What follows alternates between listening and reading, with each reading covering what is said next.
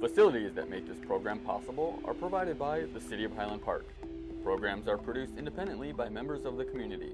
The City of Highland Park is not affiliated with the following program or the producers of public access programming and is not responsible for the content. The following program does not reflect the opinions of the City of Highland Park.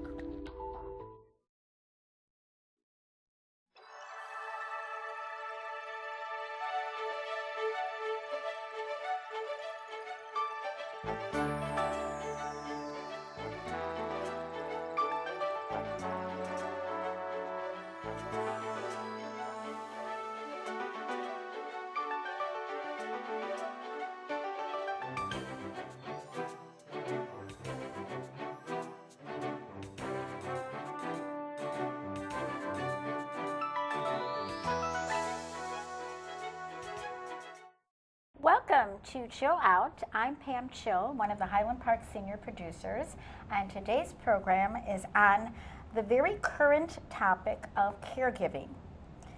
I have on my panel today three extraordinary people who have devoted their lives to being caregivers or to providing caregiving for different people. I will begin today with Barbara Tracy, who is highly respected in her field and runs Tracy Home Health Care. Welcome, Barbara, to the program. Pam. Thank you. So tell me a little bit how you got started and what changes have you seen over the years? Okay. Well, I got started because my mom, my best friend in the whole wide world, was starting to fall, and I started looking for caregivers, and I couldn't find anyone that was good enough for my mom. Nobody was good enough for my mom. So what I did is I got a professional consultant from Michael Reese Hospital. She was like the vice president. And I said, "What, can you help me?" And she did. She was with us for 12 years, then she moved to the Vineyard.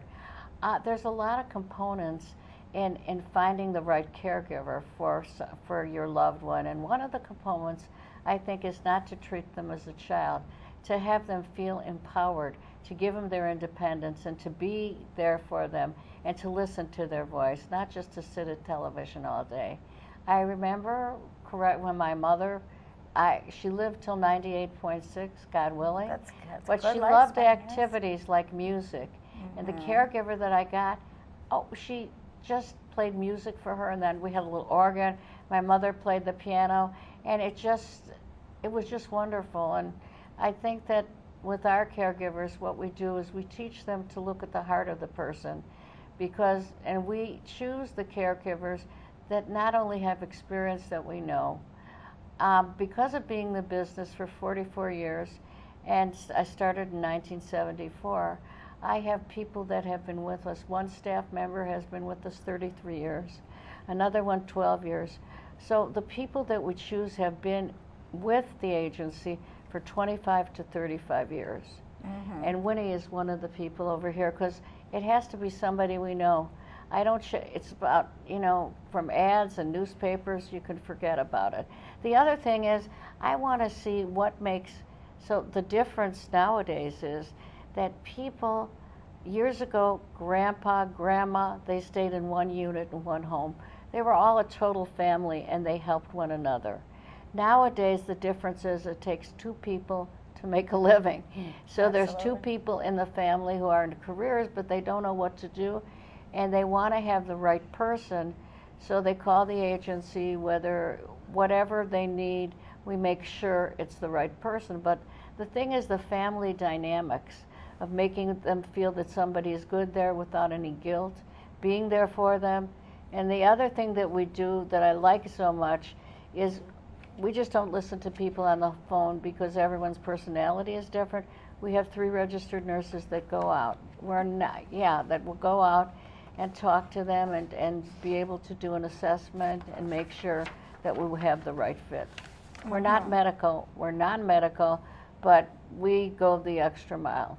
So you take care of the assisted daily living activities. Right, that are done. Exactly. And when somebody does have a loved one, a member of their family that need assistance, they don't know initially how much. They don't know, I'm not talking price-wise at all. I'm talking about how much care they need during the day. Well, so you do that. Yeah, You would we have give the an nurse assessment. come out and she does the assessment. And sometimes they go to gerontologists also because they Mm-hmm. because they have to have a complete examination. But the nurse does the assessments and makes sure that the caregiver and everybody's matched the right way. And they just don't do it one time. They come every couple months and they go and talk to them. And the other thing that is real important is the family dynamics. Their children, their family, because everybody's real concerned, and it's all about family that matters. And we love family, so that's Tracy, that's me. Oh, wonderful, Okay. wonderful. Okay. All righty. So, and let's get on to Winnie. Winnie, I've heard you've been a caretaker for over 40 years, and you've made this obviously your lifelong profession. So tell me a little bit of how you initially got started becoming a caregiver. Oh, I like seniors. I like helping them and making a difference in their life. hmm So in recent years, what changes have you encountered working with your clients?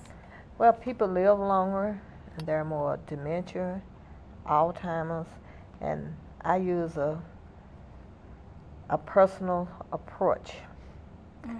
I listen and I respect the voice of the client, in which I've learned from Tracy Home Care, which is to help and promote living life to the fullest. Absolutely. So your approach is, in the 40 years that when you started, I mean, do you see like a difference, like in the last, probably, I think the caretaker's role has really, or caregiver's role has really changed in about the last 10 years. I think that's when people have realized that, more interactive, more of, catering to their emotional well-being as well as physical well-being, and not just doing tasks at hand, but really a lot of stimulation. So have you found that? Yes, my approach is to be gentle and kind, and to use an extra pair of eyes, which is mine, and to make them safe, to feel safe, That's right. to create a communication and bond so that they can feel secure with me. Absolutely, absolutely. I think safety is foremost because I think a lot of family members don't realize, they take for granted that, there can be stairs there could be a basement door open, there could be something heavy next to something they have to pick up. A wire. Or like a fan that doesn't have a steady table to it. So I think that a lot of things, precautions, are really utmost when you're dealing with seniors, because they don't have the strength that obviously someone else would have, and you have to look every day, is there something that can be a danger, prevention of falls or prevention of some type of an injury that can happen. So I think that's imperative. So tell me about when you are a caretaker and you do your work and you come home, whether it's, I don't know what shift you be on, how do you reinvigorate yourself? I mean, how is it, because they say it's such, you have to be fresh for your client every morning or every evening, depending on your schedule. Okay, I listen to music, I listen to current events, and that's how I relax myself, to be with family and friends. Well, I like the fact that you're talking about current events, because you really have to, with your client, especially if your client does not have, some type of impairment where they can't really, understand what's happening in the current events, or really, read the newspaper that well. But you have to always tell them, the day and what's going on and what's going on in the world, and have a discussion. Absolutely. Yeah, it makes their life feel more worthwhile. They feel more involved in everything going on around them. Absolutely, because then they have a comment, and then you find out, what their stand is on different issues. Absolutely. Be it political, be it, all the things, weather related of what's going on in the world, so climate changes, whatever the subject matter might be. So now let's get on to you, Tyler. Okay. Tyler, you have the new approach, to home health care. So tell me a little bit how you got interested in it. Well, What inspired you? I originally started when I was 15 years old. My father was sick. He came down with cancer and was going through, at the time, radiation was pretty much just being tested, and it wasn't regulated or proven to work or any side effects yet. And so my dad was really ill and unable to really even get up out of bed and care for himself. And so caring for people became my second nature. Him going in and out of hospitals, though, I came into contact with a lot of seniors and a lot of families that were just showing their appreciation for the nurses around them and the help that they were given. And I enjoyed seeing the people that were being thanked for their help enjoying it. I mean, these are people that are working 14 to 24 hours, and they're beyond tired, and then you see their faces light up, and just it makes them a sigh of relief when they say, you know what, thank you so much for helping my family and making them feel better. And I know that you've got to go through tons of schooling for that, and on my way to that, I wanted to be able to help people. And so one way that I could get to those people and to those people that needed help outside of the hospital was caregiving. So as soon as I turned 18, I started looking into helping other people when I was legally able to work. I just wanted to help. That's really all I wanted to do. Mm-hmm. That's how I got interested in care. It became second nature, and then I just couldn't help but feel that just the emotion of the person that was able to help the other person, it had to be remarkable. So when I was able to do it for my own dad and see the way that he reacted when he wasn't able to do anything, and the thankfulness on his face when he had my help, was really what changed my life and made me want to do this.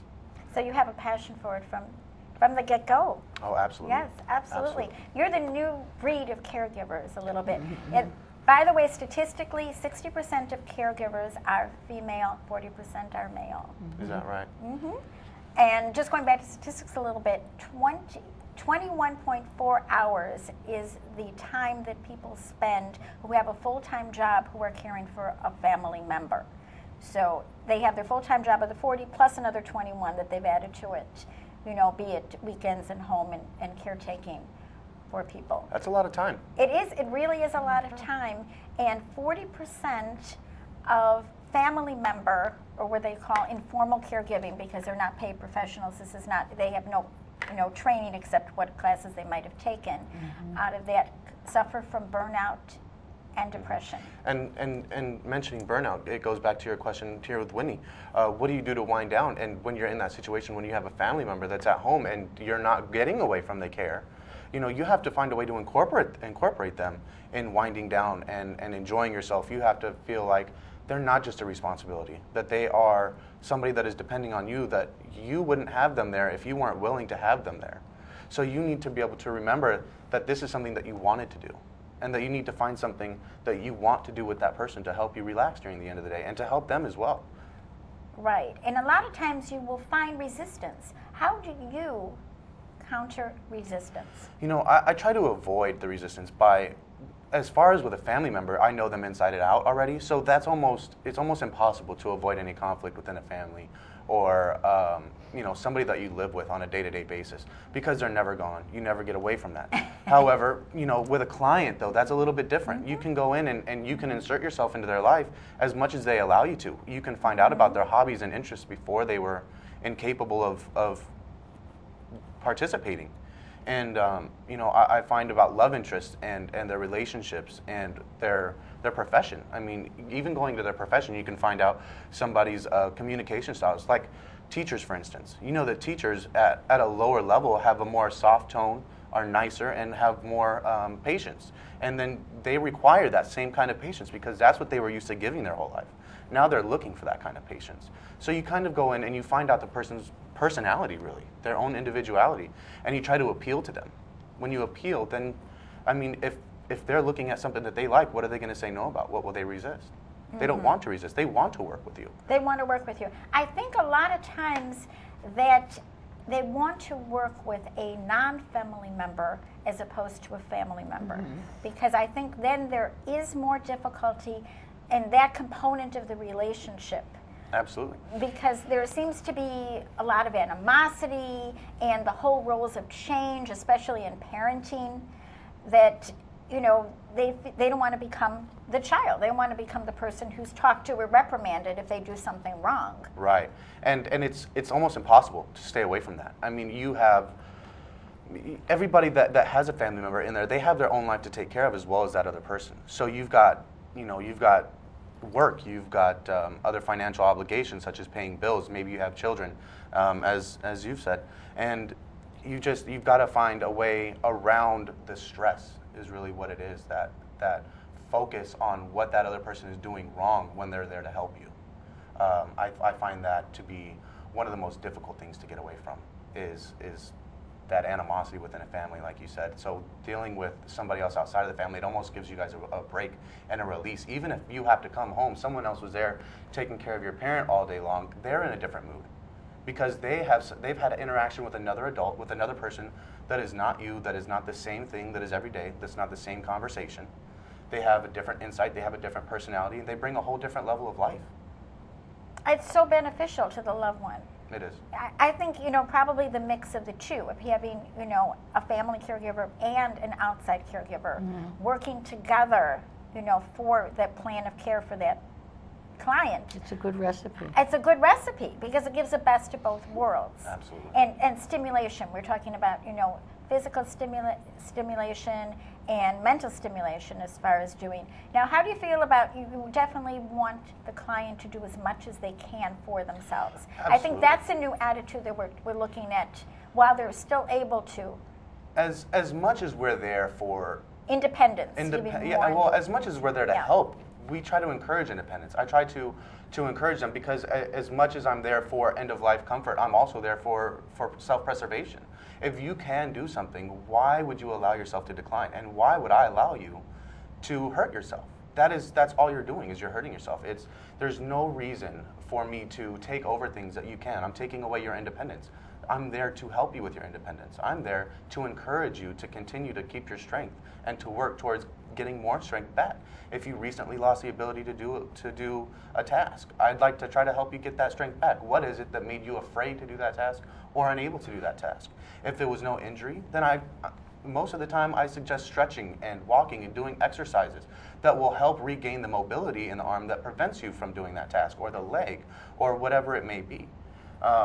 Finding a way for a person to be self-sufficient is very big in motivation and their personal feelings in life and how they're doing.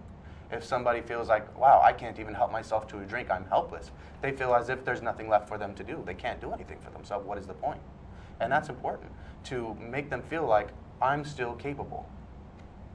That is so important. It's so beneficial for the client, and it's really essential for lasting longer lifespan. Absolutely. Which, they may feel that they just don't want to do anything, and then they're tired and they don't want to be told what to do. So how do you strategize as far as working with them to change that feeling, to change that I can't do it, you're paid, and then sometimes they will probably come to you, you're paid to work for me. Have you ever encountered that situation too? Whereas, well, why are you just sitting there?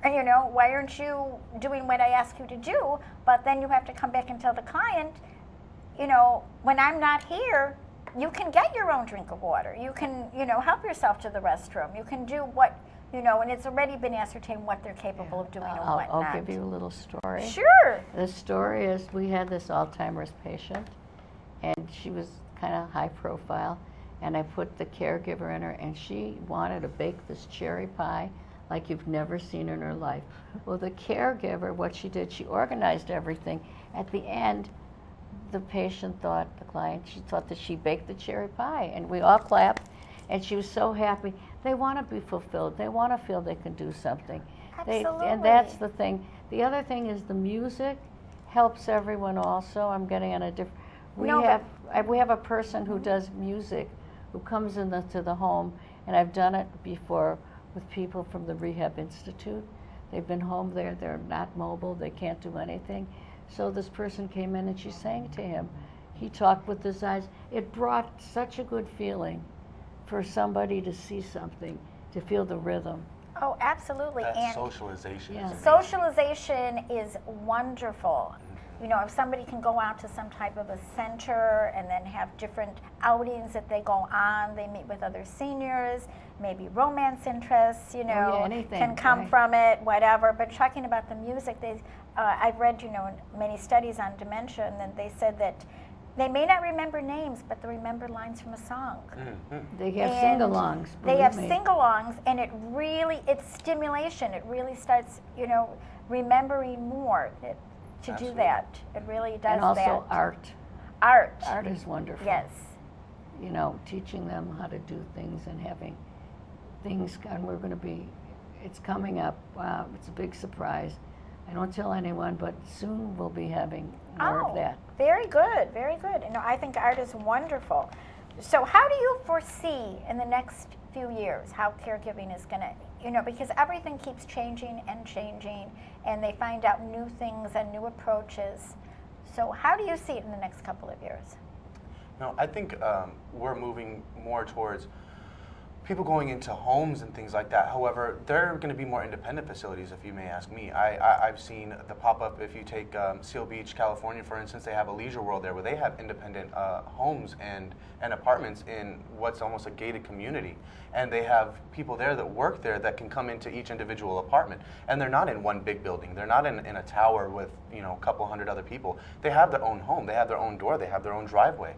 And it's personalized. And a lot of the times, these families that have children and other people in their home, they don't always have room to bring in their family members, and so them moving out of their own home, they may be just downsizing, but they can still be independent. And a lot of people are, as we know that we're moving towards older age and people living longer and things like that, there's still more mobility and people are getting better with the advancements in technology and medical technology. There's going to be more independence. I just think that there's just going to need to be more support. More support and more transportation too. I think a lot of the problem too is not being able to get where you want to go with transportation, because a lot of people can't drive or have lost their licenses. So that's another, How do you feel that it's going to be changing as far as having, and from an agency viewpoint? Well, I think that the more we get involved, the more we get involved with the family, the better it is. Because to me, family is everything. It's always been everything. Yeah, my family. children are everything. I've raised my children here for 40 years in the North Shore. The family dynamics. So it's not just putting somebody in a home and just throwing anyone with them. It's the family dynamics of sitting down, finding what they like, what they can do. And it's fruitful, because it makes them live longer. Right, and it's integrating doing a lot of things, and it's really, like you said, stimulation. It's going out in the summer to different gardens and going out to different outings and, watching the right kind of television programming. Right. That, it's also creating a schedule that they're comfortable with. Right. It's knowing how much they can do, how much they're limited with. Maybe they'll eat, then they'll take a rest. Then we do something else. We do stimulation. Stimulation. But they don't even know it's stimulation. We're just doing the music, or sometimes they're doing things, scrapbooking, telling That's you a good about thing, their scrapbooks, children. too, about the Tell them children. about the children. This is Right. my child. This is my grandchild. Listening to all those things. Yes. And doing all those Absolutely, wonderful because I've heard things. of too, like if their grandchildren are in a different state or sometimes cross country, different country, they do Skype, they do Facebook, so they get to know what everybody's Right, doing, right, and then right. you can help them input it and then just do videos and then do interactive with different family members. So it's something they look forward to. It's like, how do you get somebody dressed in the morning who doesn't really feel that they have anywhere to go? Right. Yeah, that's the other thing too, is that every day has to be special. Every day has to be, what are we going to do, an agenda. It has to have meaning for them. It has to have meaning, yes, absolutely. Yes. I agreed with that 100%. Yes. Because if they don't want to get dressed, oh, come on. You're going to see your friend. We're going to meet them. We want you to look wonderful. Yes, absolutely. So let's go back to caring for the caregiver. So how do you relieve your stress and make yourself bright and fresh for your client every morning? Every day? Well, for me, I've got two wonderful children at home and a soon-to-be wife, and once I walk in those doors, all my problems melt off. Anything that I've gone through during the day has gone away, and it sounds so cliche, because so many people say, you know what, life is as perfect as they want you to see it, because everybody, has a perfect life at home until something goes wrong, but nobody knows that unless they want you to. And for me, I truly don't have a problem. I go home and all of my problems melt away. I see those two little kids. I've got a 2-year-old and a 2-month-old and my wife-to-be, and I couldn't be happier. I go in and as soon as I walk in, I'm re-energized and I'm ready to go for tomorrow. That's wonderful. Your clients are very lucky to have you. Yes. And Winnie, as we went back to you, do that. And how do you relieve your stress? Because you hear all the problems from everybody else. Oh, I know. Yeah, you hear the relieve components my of stress, everything. by going different places. Like I went to Geneva, Illinois, and I saw the different shops, and we went. It's going different places. It's socialization with friends. It's about listening to music. It's about doing something, exercise, reading a book. It depends. Mm-hmm. And do you also, with family members, I just wanted to say, do you also help them get organized? Because I think in this society right now, we have, especially family members, have so many different appointments that they have to go to, and doctor's appointments, or if they're going to some type of a senior center, different activities. How do you help everybody get organized and on the same page? And you show probably some responsibility for getting them there and to listen to what, their doctors or specialists say, to do that, and, different programs that they're going to. So isn't that difficult, or? Not when you have a system put in place with the family. A lot of the times, those appointments, you're either given the ability by the family to make the appointment for when you're going to be scheduled to work and is convenient within the time frame needed to see whatever specialist or doctor they may need to see. And also going with the timing, a lot of it is just making sure that you have time to get ready in the morning and things like that with the client. The coordination between the family and the caregiver normally is taken the initiative by the family, and they say, okay, well, this is the time the person is normally here, they're available, and that they are willing to do. And that's normally communicated pretty easily. The hardest part, I think, would be with the client. Getting them ready in the morning, just as we discussed, having an agenda for them, having something meaningful for them, and appealing to them. Because not every person wants to go to the dentist. You have to be appealing to them. We can go to the dentist today, and we go to a restaurant after with those nice pearly new teeth that you can go ahead and chomp into something. Like that. You have to make everything attractive. Right, Yes, and you have to use psychology. So you probably, I think all of you stay up at night figuring, how can I do this a different way? Or reintroduce something else. That's constant. It's constant, isn't it? Every day there's something that you can do better. You'll sit there and in the middle of a task you'll say, I think there's something better that I can do to this. And you may have been doing it for 20 years, and then all of a sudden it clicks and it just falls into the place, really. It's not so much about a deep thought. More things come to you in this position. When you're caring for somebody, it's second nature, really. It's hard to do this job if you're not. You have to be in tune to the family and to the person. Absolutely. So you are a member of the family. I mean, you Absolutely. definitely become it. And that's the approach that I take, is I want you to be able to trust me and to feel like you've known me for a long time, is either a close friend or a family member, because that's where you feel the most inclusive and the most safe. Mm-hmm. Well, I think we're going to be wrapping this up shortly. That I thank all of you for coming onto the program and about caregiving, and I think you all are really devoted to it. This is all your livelihood. I mean, do you see yourself doing this 10 years from now? Or? I don't plan on giving this up anytime soon. I love helping people. Okay, very good. That's good to know. Winnie? Yes, I will, because I've been doing this practically all my life. And I'm love sure helping so seniors. many families have been benefited by your help. They say the average Oh, yes. caregiver works 4 years statistically with a client. I did 7 years with Well, one client. that's so wonderful to do 7 Yes. years. It's a blessing to be able to keep them alive that long, too. Right, Yes, it's yes. amazing. And they also say too that when somebody is the same caregiver, that they will have a longer lifespan. Wow. Mm-hmm. So Yes, you're because not they'll only are take- you helping you, but you're helping them as well to do that, because it's so beneficial to extend their lives as much as you can possibly do that. For both parties, because without them, there's no us either. That's absolutely right. Well, I thank you again very, very much for all your input, all your expert opinions. Thank Thank you for having us. And continue doing the caregiving that you do. It's beneficial for everyone, and you do a great service to all. Thank you for appearing on my program. Thank you. Thank you so much.